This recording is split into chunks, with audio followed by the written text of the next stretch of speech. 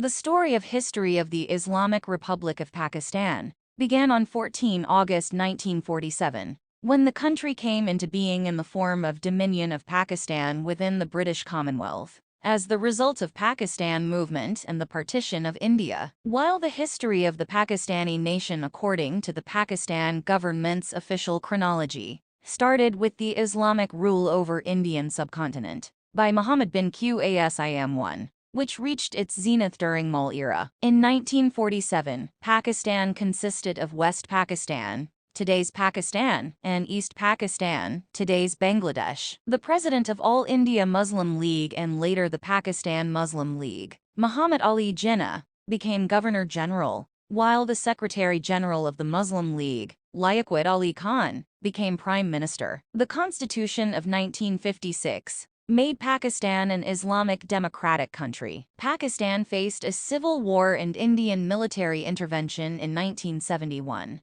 resulting in the secession of East Pakistan as the new country of Bangladesh. The country has also unresolved territorial disputes with India, resulting in 4 conflicts. Pakistan was closely tied to the United States in Cold War. In the Afghan-Soviet War, it supported the Sunni Mujahideens and played a vital role in the defeat of Soviet forces and forced them to withdraw from Afghanistan. The country continues to face challenging problems including terrorism, poverty, illiteracy, corruption, and political instability. Terrorism due to War of Afghanistan damaged the country's economy and infrastructure to a great extent from 2001 to 2009. But Pakistan is once again developed. Pakistan is a nuclear power, as well as a declared nuclear weapon state, having conducted 6 nuclear tests, in response to 5 nuclear tests of their rival Republic of India in May 1998. The first 5 tests were conducted on 28 May, and the 6th one on 30 May. With this status, Pakistan is 7th in world,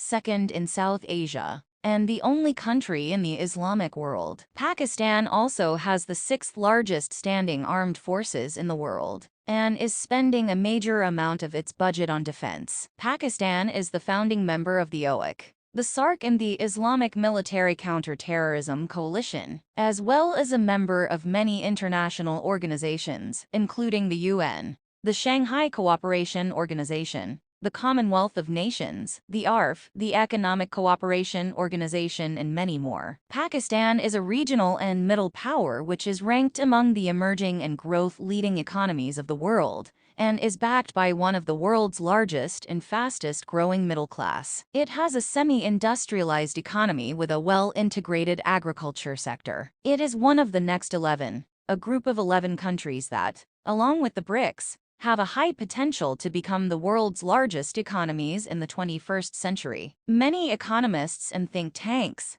suggested that until 2030 Pakistan become Asian tiger, and CPEC will play an important role in it. Geographically, Pakistan is also an important country and a source of contact between Middle East, Central Asia, South Asia, and East Asia. Important leaders in the Muslim League highlighted that Pakistan would be a new Medina, in other words, the second Islamic state established after the Prophet Muhammad's creation of an Islamic state of Medina, which was later developed into Rashidun Caliphate. Pakistan was popularly envisaged as an Islamic utopia, a successor to the defunct Islamic Caliphate, and a leader and protector of the entire Islamic world. Islamic scholars debated over whether it was possible for the proposed Pakistan to truly become an Islamic state. 23. Another motive and reason behind the Pakistan movement and two-nation theory is the ideology of pre-partition Muslims and leaders of Muslim League including Muhammad Ali Jinnah and Allama Iqbal is that to re-establish the Muslim rule in South Asia. Once Jinnah said in his speech, the Pakistan movement started when the first Muslim,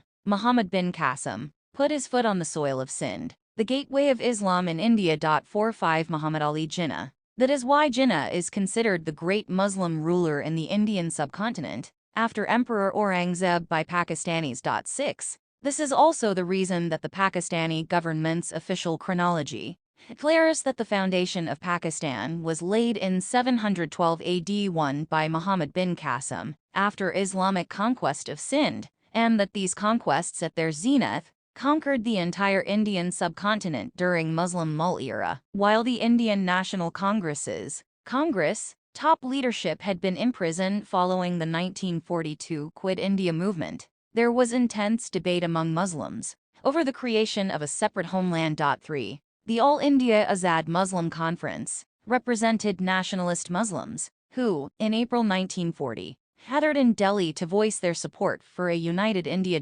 7. Its members included several Islamic organizations in India, as well as 1,400 nationalist Muslim delegates. 8. 9. The Deobandis and their ulema, who were led by Hussain Ahmad Madani, were opposed to the creation of Pakistan and the two-nation theory, instead promulgating composite nationalism and Hindu-Muslim unity. According to them, Muslims and Hindus could be one nation, and Muslims were only a nation of themselves in the religious sense, and not in the territorial sense. 10. 11. 12. Some Deobandis, such as Ashraf Ali Thanwi, Mufti Muhammad Shafi and Shabir Ahmad Usmani, dissented from the position of Jamiat Ulema-e-Hind, and were supportive of the Muslim League's demand to create a separate homeland for Muslims. 13. 14. Many Barelvis and their ulema 15, though not all Barelvis and Barelvi ulema 16, supported the creation of Pakistan. 17. The pro-separatist Muslim League mobilized Purs and Sunni scholars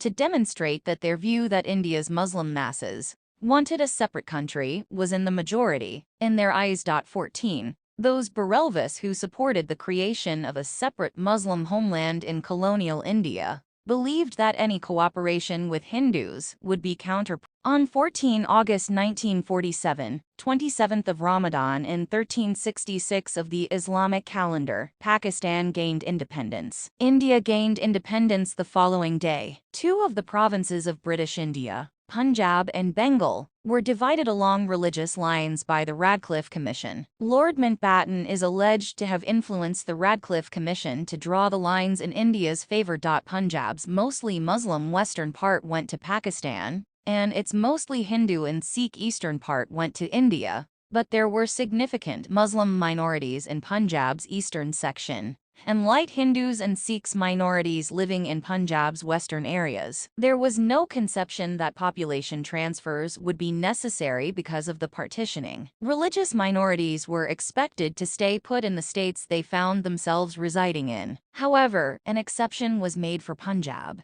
which did not apply to other provinces. Intense communal rioting in the Punjab forced the governments of India and Pakistan to agree to a forced population exchange of Muslim and Hindu Sikh minorities living in Punjab. After this population exchange, only a few thousand low-caste Hindus remained in Pakistani Punjab, and only a tiny Muslim population remained in the town of Malakatla, in India's part of Punjab. Political scientist Ishtiaq Ahmed says that although Muslims started the violence in Punjab, by the end of 1947, more Muslims had been killed by Hindus and Sikhs in East Punjab than the number of Hindus and Sikhs who had been killed by Muslims in West Punjab. 45. 46. 47. Nehru wrote to Gandhi on 22 August that up to then, twice as many Muslims had been killed in East Punjab than Hindus and Sikhs in West Punjab. More than 10 million people migrated across the new borders, and between 200,000 and 2 million people died in the spate of communal violence in the Punjab, in what some scholars have described as a retributive genocide between the religions. The Pakistani government claimed that 50,000 Muslim women were abducted and raped by Hindu and Sikh men, and similarly, the Indian government claimed that Muslims abducted and raped 33,000 Hindu and Sikh women. 54. 55. 56. The two governments agreed to repatriate abducted women, and thousands of Hindu, Sikh, and Muslim women were repatriated to their families in the 1950s. The dispute over Kashmir escalated into the first war between India and Pakistan. With the assistance of the United Nations (UN), the war was ended, but it became the Kashmir dispute, unresolved as of 2020. Muslims who were living in provinces where they were demographically a minority, such as the United Provinces where the Muslim League enjoyed popular support, were assured by Jinnah that they could remain in India, migrate to Pakistan, or continue living in India, but as Pakistani citizens. The Muslim League had also proposed the hostage population theory. According to this theory, The safety of India's Muslim minority would be ensured by turning the Hindu minority in the proposed Pakistan into a hostage population, who would be visited by retributive violence if Muslims in India were harmed. The Pakistani demand resulted in the Muslim League becoming pitted against both the Congress and the British. In the Constituent Assembly elections of 1946, the Muslim League won 425 out of 496 seats reserved for Muslims, polling 89.2% of the total votes. 22 Congress had hitherto refused to acknowledge the Muslim League's claim of being the representative of Indian Muslims, but finally recognized to the League's claim after the results of this election. The Muslim League's demand for the creation of Pakistan had received overwhelming popular support from India's Muslims, especially those Muslims who were living in provinces where they were a minority. The 1946 election in British India was essentially a plebiscite among Indian Muslims over the creation of Pakistan. The British, while not approving of a separate Muslim homeland, appreciated the simplicity of a single voice to speak on behalf of India's Muslims. To preserve India's unity, the British arranged the Cabinet Mission Plan. 27. According to this plan, India would be kept united, but would be heavily decentralized, with separate groupings of autonomous Hindu and Muslim majority provinces. The Muslim League accepted this plan as it contained the essence of Pakistan, but the Congress rejected it. After the failure of the Cabinet Mission Plan, Jinnah called for Muslims to observe Direct Action Day to demand the creation of a separate Pakistan. Direct Action Day morphed into violent riots between Hindus and Muslims in Calcutta. The riots in Calcutta were followed by intense communal rioting in Nikali, Bihar, Gurmukteshwar and Rawalpindi. The British Prime Minister Attlee appointed Lord Louis Mountbatten as India's last viceroy, who was given the task to oversee British India's independence by June 1948. With the emphasis of preserving a united India, but with adaptational authority to ensure a British withdrawal with minimal setbacks. British leaders, including Mountbatten, did not support the creation of Pakistan, but failed to convince Jinnah. Mountbatten later confessed that he would most probably have sabotaged the creation of Pakistan had he known that Jinnah was dying of tuberculosis. Soon after he arrived, Mountbatten concluded that the situation was too volatile for even that short a wait. Although his advisors favored a gradual transfer of independence, Mountbatten decided the only way forward was a quick and orderly transfer of independence before 1947 was out. In his view, any longer would mean civil war. 36 The viceroy also hurried so he could return to his senior technical Navy courses. 37-38 In a meeting in June, Nehru and Abul Kalam Azad representing the Congress, Jinnah representing the Muslim League, B.R. Ambedkar representing the untouchable community, and Master Tara Singh representing the Sikhs, agreed to partition India along religious lines.